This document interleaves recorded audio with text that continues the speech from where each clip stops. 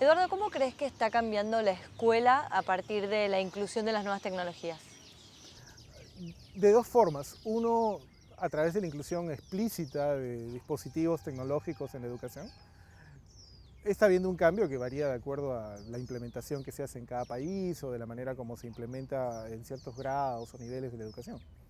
Pero en realidad el cambio yo creo más importante es la inclusión externa, es decir, cómo los estudiantes, cómo los niños, adolescentes, al usar tecnología fuera del aula, fuera del ámbito educacional propiamente tal, están comenzando a cambiar su percepción sobre lo que es la esfera del conocimiento, sobre lo que es la producción de conocimiento, sobre lo que es la utilización del conocimiento y sobre todo la falta de conexión de estos dos ámbitos. Es decir, para los estudiantes la educación es la intervención de la tecnología no es solo en la educación, es en su vida y por lo tanto la educación, que es fundamental.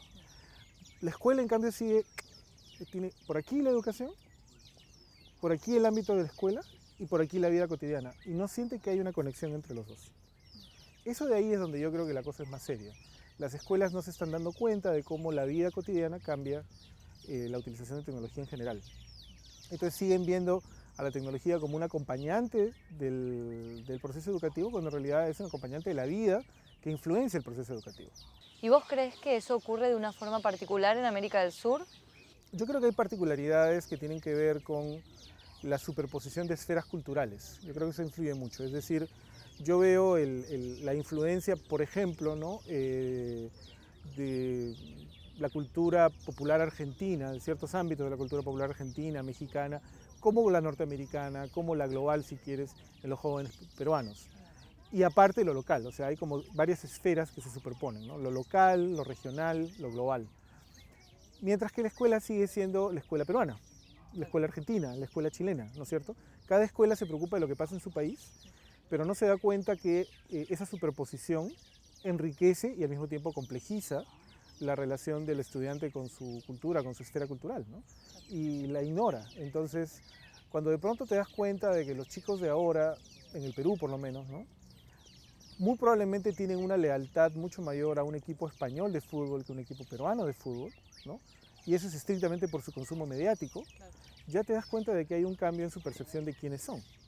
La escuela, en cambio, sigue asumiendo que ellos son solamente peruanos y que solo les incumbe lo peruano.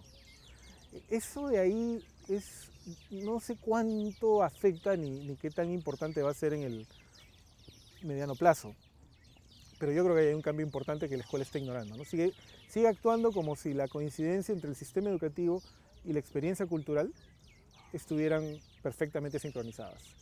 Mientras que ahora no, la experiencia cultural es mucho más rica, es mucho más amplia, mucho más individualizada y fuera del control de la escuela, mientras que la escuela sigue pensando en términos totalmente nacionales.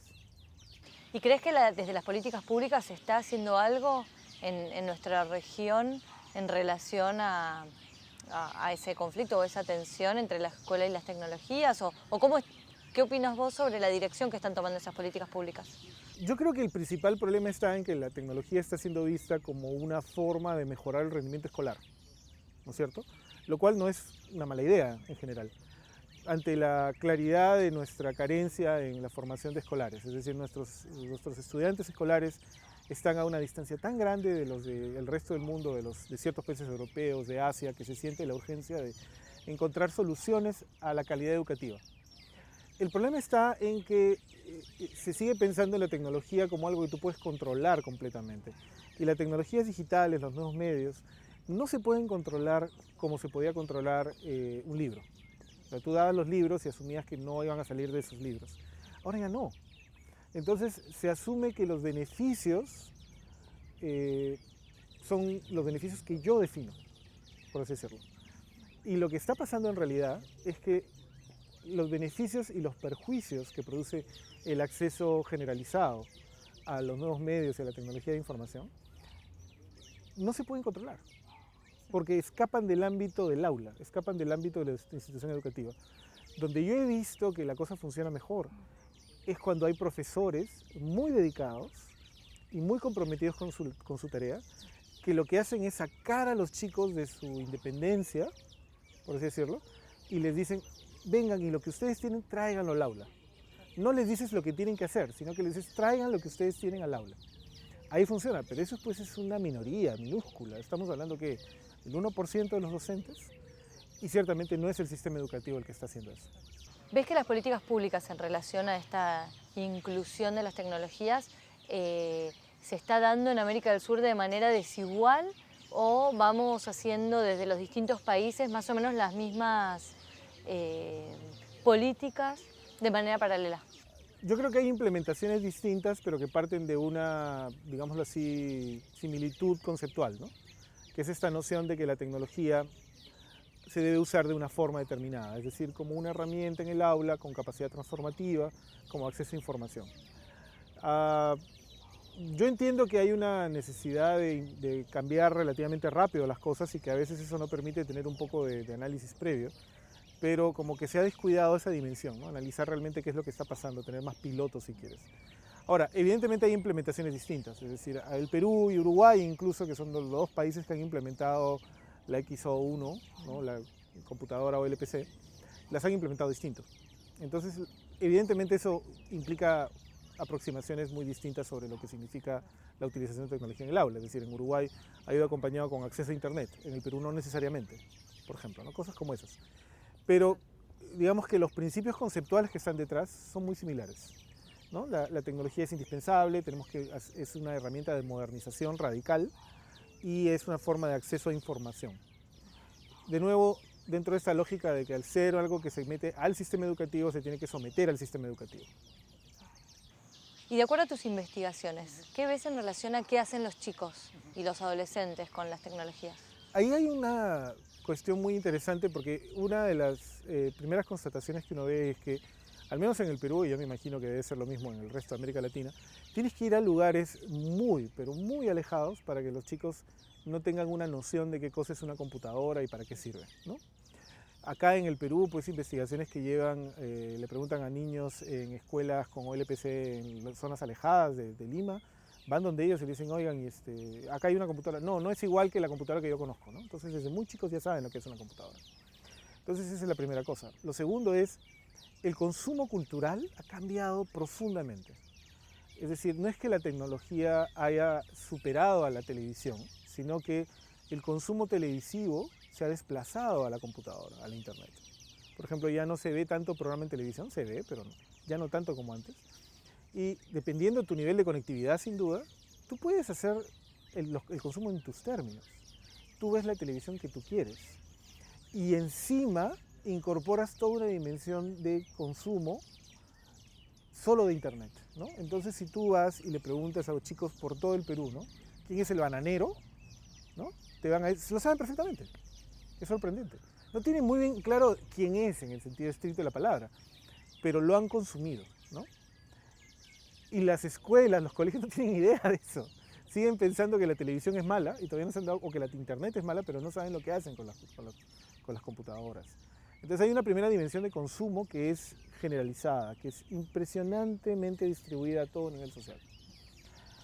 Segundo, hay una dimensión de circulación, ¿no? Es decir, ese es uno de las cosas más poderosas que tiene la internet ahora. No se trata solamente de que tú consumes, sino que además utilizas cosas como Facebook para circular lo que consumes, lo cual refuerza el consumo dentro de tu red social, dentro de la gente con la que tú andas. Y en un tercer nivel hay la posibilidad de recrear o recircular a partir de nuevas ideas, ¿no? Los memes o LOLs, dependiendo de cómo los llames, ¿no? Estas imágenes codificadas a las cuales le pones una leyenda, ¿no?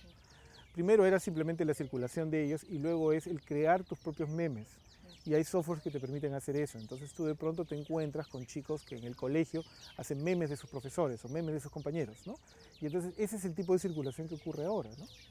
Entonces hay toda una cultura de creatividad entendida en el sentido más laxo posible, ¿ya? No estoy diciendo que aquí esté por hacer el Ulises, sí, sino que todos se sienten que tienen la posibilidad de darle un giro nuevo a lo que existe. Y ya no es simplemente el hecho de circular las cosas por ellas mismas, sino circularlas y tú darle un giro a esas cosas, ¿no? Una nueva interpretación, una nueva manera de ponerlo. Pero no es diferente, también depende del sector sociocultural, ese acceso, ¿no? Dependiendo del acceso, esa capacidad de producir y de circular contenidos?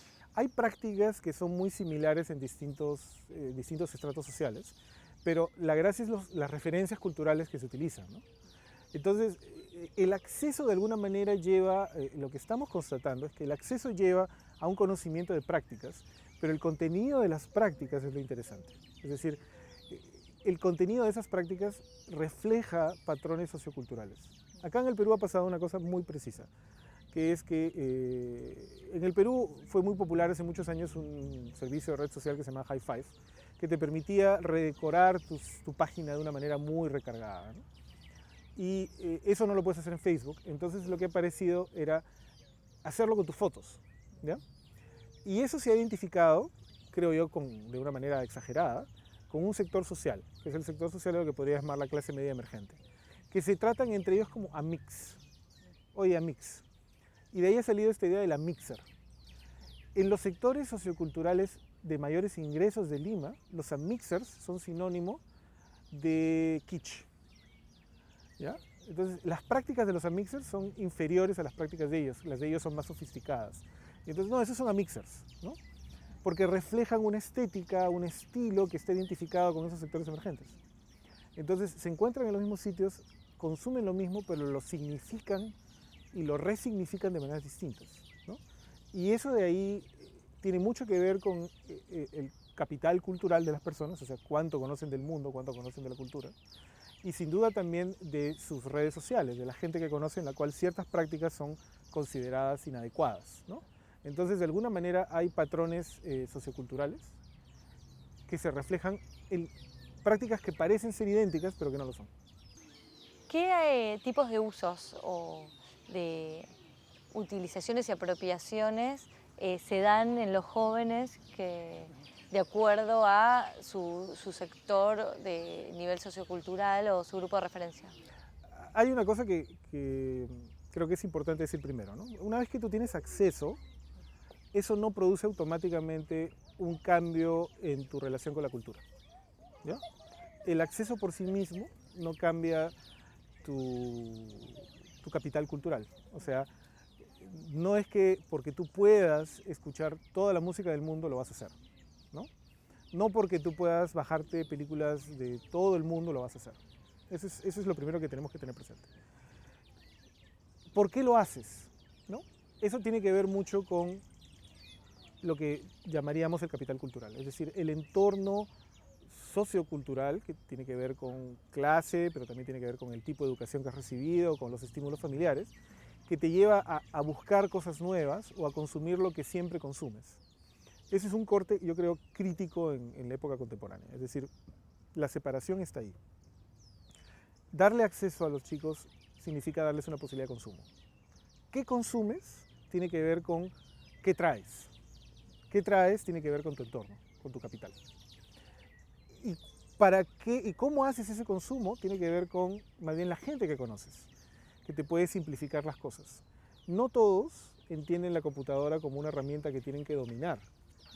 Es más, yo diría que cada vez son menos los que sienten ese impulso hacker, sino que cada vez es más rico encontrar gente que te explica cómo hacerlo. Pero hay algunos que no tienen ese acceso, no tienen ese capital social, ¿no? Entonces, pasado cierto umbral de acceso, lo que enriquece o debilita tu experiencia digital tiene mucho que ver con lo que traes, con tu capital cultural y con tu capital social. Y eso es algo que estamos constatando en investigaciones acá en el Perú, ¿no? El uso de tecnología en el aula siempre ha sido entendido como una herramienta en el sentido más lato del término, es decir, donde antes había libros, ahora hay computadoras, donde antes habían pizarras, ahora hay computadoras. Pero el problema está en que eso no necesariamente mejora la experiencia, porque cuando tú diseñas toda la experiencia educativa alrededor de la pizarra y luego lo haces en la computadora, lo que terminas tratando de hacer es reproducir lo que haces en la pizarra en la computadora y no funciona, porque parece una pizarra, está optimizada para ciertas cosas. Lo que no se ha hecho hasta ahora, lo que yo no conozco de ningún lugar del mundo, es un intento de pensar la educación desde la computadora, lo cual implica no poner computadoras en las aulas, sino implica cambiar el sistema educativo alrededor de la computadora. Eso de ahí es el desafío para los próximos 50 años. Y es un desafío estructural, es un desafío que significa replantear la educación que entendemos hace 150 años de una forma por algo nuevo, ¿no? Ese es el gran pendiente. ¿Vos crees que funcionan los modelos de uno a uno? Depende para qué. Puede funcionar para muchos estudiantes, pero no necesariamente para la escuela. Yo creo que hay que entender que hay una gran diferencia entre el logro escolar, en el cual tú mides que el 70% tiene capacidades de lectoescritura determinadas, y el logro individual. Entonces, si un chico tiene espíritu hacker, o si otro chico tiene espíritu de músico, o si otro chico tiene espíritu creativo, los programas 1 a 1 le dan la posibilidad de explorar y potenciar eso. Pero eso no quiere decir que mañana los escolares van a tener mejor rendimiento escolar. Y la otra cuestión que no debemos olvidar nunca es que la escuela tiene dos tareas. La tarea número 1 es la enseñanza, pero la tarea número 2 es la socialización. Y ahí es donde la pregunta es, ¿el 1 a 1 sirve para la socialización? Y yo no estoy tan seguro, porque la socialización, como la entendemos, es enseñar a los chicos a vivir en una sociedad determinada, ¿no? Con ciertas prácticas, ciertos hábitos y ciertos referentes comunes. Y más bien el 1 a 1 lo que hace es desarrollar los referentes individuales. Entonces es más difícil que los chicos entiendan, o sea, no van a aprender más de historia del Perú, de la Argentina o de Colombia porque tienen una computadora. Van a desarrollar sus intereses. Pero el propósito de que aprendan historia del Perú, de Argentina o de Colombia es desarrollar la comunidad imaginada. Y eso es lo que hace la escuela. Pero si no lo está haciendo porque si el chico está muy ocupado desarrollando sus propios intereses, entonces estamos debilitando la capacidad socializadora de la escuela. Y en relación al arte y a la producción artística, ¿cómo ves que están cambiando, mutando o migrando a partir de las tecnologías digitales? La idea de obra está siendo alterada, ¿no? Es decir, la tradición del arte era que tú culminabas el proceso. El arte digital te da la oportunidad de que el proceso sea la obra. Entonces, tú tienes obras que son casi aleatorias, por ejemplo, ¿no? Entonces, experimentarlas no es unívoco, sino que tienes que, digamos, puedes experimentarlas muchas veces y siempre va a ser distinto. Eso es uno. Y lo segundo es que la construcción de la obra como un proceso que nunca termina también es otra posibilidad. Es decir, esto se ha popularizado, por ejemplo, en el cine de alta producción, ¿no? Que antes te tenías una edición final, un final cut, digamos, y ahora como que esa noción los directores están viendo que es cada vez más fácil o más barato hacer nuevas versiones. Y eso pasa también con los creadores de video, ¿no? Están comenzando a pensar en, no tengo que decir ya, la terminé, sigo haciendo, sigo creando. Y en las formas más específicamente digitales del arte, eso es todavía más fuerte. Es decir, el arte digital es un arte de experiencia, es un arte en el cual tú llegas a un lugar para ver qué te va a decir hoy la obra. Y donde, por ejemplo, alimentas desde varias fuentes que van cambiando, entonces la experiencia cambia de acuerdo a que cambias en las fuentes, ¿no? Hacer arte, por ejemplo, con el seguimiento por GPS de los taxis en una ciudad, ¿no? Entonces, ver cómo se crean patrones y los superpones con otras ciudades para ver si hay coincidencias o diferencias, ¿no? Ese tipo de cosas. Ese es el potencial del arte digital, ¿no? Como algo que nunca es lo mismo, que siempre es una experiencia cambiante. Y no es tan difícil de hacer, pero requiere un tipo de sensibilidad que a veces sigue siendo muy reducida, ¿no? Es decir, precisamente tenemos que ver con este tema de capital cultural. Si tú utilizas tecnologías digitales, pero tu patrón de consumo es muy convencional, no vas a apreciar estas nuevas formas de expresividad. Mientras que alguien con una estimulación muy fuerte alrededor de lo artístico, por ejemplo, muy probablemente se va a sentir no solamente atraído por estas formas expresivas, sino que se va a dar cuenta que no es difícil explorarlas por uno mismo, ¿no? Y entonces va a comenzar a hacerlas. Ese es el potencial también del arte digital, ¿no? La persona con base tiene muchas más posibilidades de encontrar formas expresivas a su alcance ahora que hace 200 años o hace 20 años. ¿Y cómo es el futuro en relación al arte digital?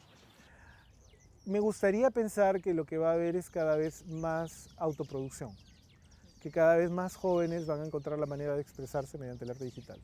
Es decir, la música ha cambiado radicalmente en los últimos 20 años y no solo por el hecho de que ahora la distribución y la circulación de la música es totalmente distinta, sino porque cada vez es más barato y fácil producir música de buena calidad, ¿no? Lo mismo debería pasar con nuevas formas expresivas. El asunto es que eso requiere, por un lado, que el material circule y por otro lado, de que hayan entornos en donde los jóvenes se vean expuestos, no al acto de consumo del arte, sino al acto de producción, ¿no? Hay un, me acuerdo siempre cuando pienso en eso, hay uno de los cuentos finales de Borges, que es la utopía de un hombre que está cansado, ¿no? Que dice de que en el futuro todos seremos responsables del arte, ¿no? Todos seremos nuestro propio Homero, nuestro propio Leonardo, ¿no? Es posible. Eso no garantiza que todos seamos Homero y Leonardo, ¿no? Pero por otro lado sí garantiza que todos podamos encontrar cómo expresarnos. El gran problema que está ocurriendo es que la popularización de lo digital no está creando nuevos entornos expresivos, sino que está reforzando patrones de consumo muy tradicionales en mucha gente en la sociedad contemporánea. Mucha gente que lo único que hace es utilizar la computadora para consumir lo que siempre ha consumido, pero mucho más, ¿no? Entonces, eso no estimula la creatividad. Las herramientas están ahí, pero no son tantos los que realmente cruzan el umbral del consumo. Tú lo ves en la calle, ¿no? Los chicos que están todo el día, y los adultos que andan con teléfonos móviles, escuchando música todo el día a voz en cuello. Entonces, eso de ahí no es un ambiente que estimule o que potencie la cultura, simplemente el consumo en el sentido más tosco posible. Entonces, el arte digital no se va a democratizar, el arte digital se va a volver más barato, que no es lo mismo. En resumen, la combinación de capital cultural y social, ¿no?, te dan una base a partir de la cual tú expandes tus horizontes y entonces utilizas la computadora más allá de lo dado, ¿no? Yo creo que hay que entender que si bien es cambiante, la utilización de computadoras está muy influenciada por el entorno en el que te mueves, ¿no? No es que automáticamente todos se vuelvan hackers por tener una computadora, ¿no?, sino que tu entorno te crea una serie de patrones. Romper esos patrones requiere mucha más riqueza cultural y social de la del estándar. Y eso es lo importante, ¿no?, estimular ese tipo de cosas para que los jóvenes no se queden enlodados, sino que exploren cosas nuevas. Y eso cuestiona muchas cosas sobre las cuales se basa la escuela, el consumo artístico, el consumo mediático, ¿no? Pero lograr eso no es fácil, porque en realidad es el mismo desafío que siempre ha habido, ¿no? Agrandar los horizontes culturales de los jóvenes es un desafío para la escuela hace 100 años. La tecnología puede facilitar algunos aspectos, pero complica otros. Y yo creo que eso no lo debemos olvidar, ¿no? A la larga, lo que debemos lograr es... No ha cambiado tanto. Lo que debemos lograr en la escuela es gente culta. Pero no culta en el sentido de que maneja un canon, sino que es gente que busca cultura. Si logramos que la escuela haga eso, entonces ahí sí le van a sacar el jugo a la computadora. Si no logramos eso, lo que vamos a tener es gente que consume más, con mayor intensidad, lo que podría estar consumiendo con la radio y la televisión antes. Y eso, para eso no vale la pena. Lo que ha ocurrido en los últimos 20 años es que toda la cultura se ha desmaterializado, ¿no es cierto? Ya no existe como tal. Hace 20 años tu orgullo podía ser tu colección de discos, ¿no es cierto? Ahora ningún chico piensa en esos términos, piensa en cuántas copias o qué tan fácil acceder por la nube es su nunca cambiante, siempre creciente colección de música grabada, ¿no? Esa desmaterialización se está extendiendo a todo. El libro es la última frontera y ya está ocurriendo, ¿no? Eso altera nuestra noción de cultura, evidentemente, porque la cultura entonces ya no existe en nuestras casas, ya no existe en nuestras oficinas, sino que nuestra cultura es algo que llevamos y traemos. Eso es lo primero. Lo segundo es, eso cambia la viabilidad comercial de la cultura. Es decir, la música es un buen ejemplo, ¿no? La industria musical en el Perú ha desaparecido. Cada músico se las arregla como puede, saca sus propias ediciones, vive de los conciertos. Ya no hay una industria musical, que nunca fue muy grande, pero había en el Perú hace unos 30 años, ahora ya no existe.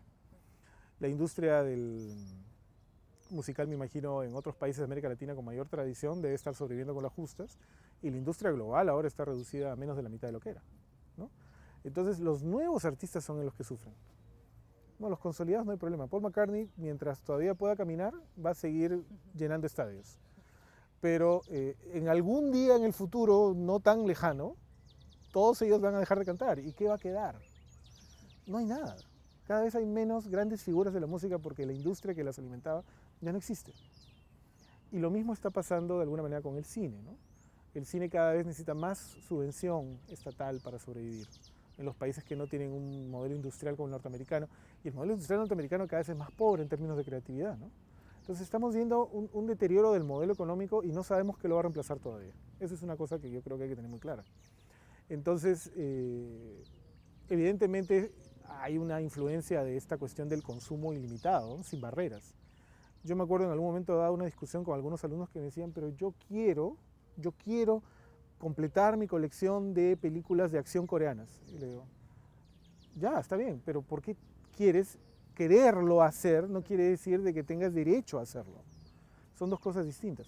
No, pero si se puede, ¿por qué me lo van a impedir? Le digo, porque si toda la gente se dedica a bajar todas las películas de acción coreana, dentro de 10 años no va a haber una industria de cine en Corea que produzca películas de acción coreanas.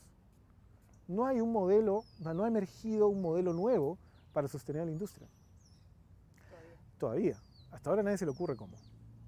Entonces, hasta que no aparezca ese nuevo modelo, la gran pregunta es, ¿cómo se sostiene lo que hay? Y yo no conozco de ningún modelo que todavía esté realmente funcionando para lo nuevo. Para lo viejo hay un montón de modelos, pero para las cosas emergentes.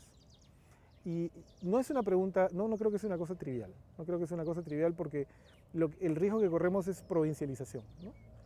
En Brasil, por ejemplo, hay toda una serie de movimientos alrededor de la producción digital que viven de las fiestas populares, que viven de los conciertos. Qué sé yo, la tecnobrega, por ejemplo, en Pará, ¿no? La tecnobrega en Pará es un fenómeno que ha funcionado muy bien porque se sostiene con relativamente pocos recursos en Pará, pero no puede salir de Pará.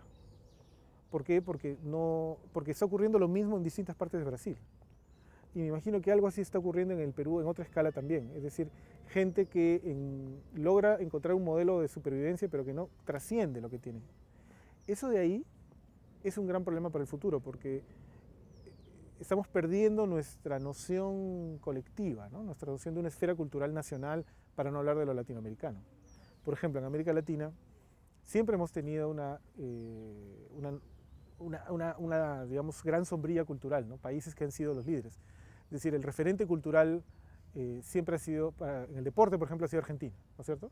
Pero tú sientes que ese referente cultural argentino se está volviendo latinoamericano sin perder lo local.